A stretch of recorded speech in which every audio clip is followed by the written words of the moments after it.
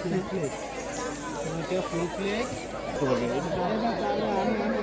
বলছি আমার বলতে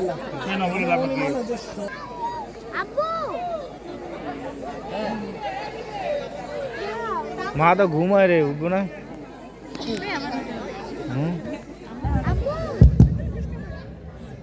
একটু হাত তুলে সবাই শুনতে চাই, তাই তো?